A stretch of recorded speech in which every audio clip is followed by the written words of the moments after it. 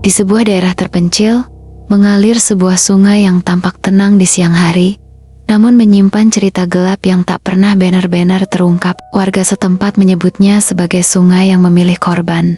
Tidak sedikit pemancing yang datang dan tidak pernah kembali. Kejadian pertama terjadi pada seorang pria bernama Raka.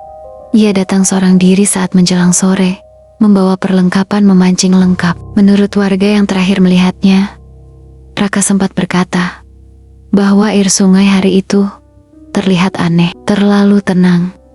Saat malam tiba, hanya alat pancingnya yang ditemukan di pinggir sungai masih tertancap dengan senar yang tertarik kuat ke dalam air, seolah sesuatu dari dalam sedang menahannya. Kejadian kedua dialami oleh dua sahabat yang memancing bersama.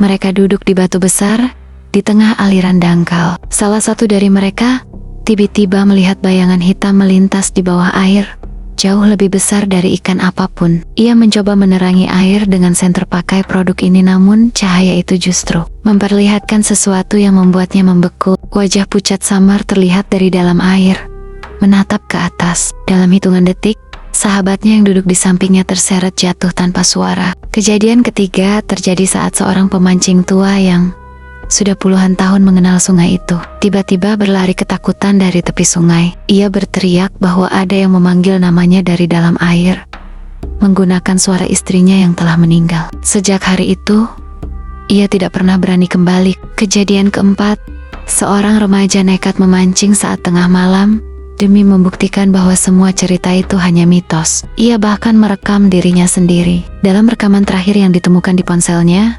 terdengar suara air beriak, lalu suara bisikan pelan yang memanggilnya mendekat. Kamera jatuh, dan sebelum video berakhir, terlihat tangan pucat keluar dari air, perlahan merayap ke arahnya. Kejadian kelima, beberapa warga yang tinggal dekat sungai sering melihat sosok berdiri di tengah aliran saat kabut turun. Sosok itu diam, tak bergerak, seolah menunggu sesuatu. Namun setiap kali didekati, sosok itu menghilang, meninggalkan riak air yang meluas. Kejadian keenam, seorang pemancing yang selamat mengaku bahwa ia merasa seperti kailnya tersangkut sesuatu yang sangat berat. Saat ia mencoba menariknya, dari dalam air muncul gelembung besar, diikuti suara seperti desahan panjang. Ia melepaskan pancingnya dan lari tanpa menoleh. Kejadian ketujuh, pada malam tertentu, terdengar suara banyak orang berbicara dari dalam sungai, seperti kerumunan, namun tidak ada satupun orang di sana. Suara itu kadang berubah menjadi tangisan. Kejadian kedelapan, ditemukan jejak kaki basah dari sungai menuju daratan, namun berhenti tiba-tiba di tengah jalan, seolah pemiliknya menghilang begitu saja. Seorang pria yang mencoba memancing di sana menggunakan perlengkapan lengkap, termasuk lampu kepala pakai produk ini, mengaku melihat sesuatu yang tidak akan pernah ia lupakan. Saat ia menyorotkan cahaya ke permukaan air, ia melihat banyak wajah muncul bergantian.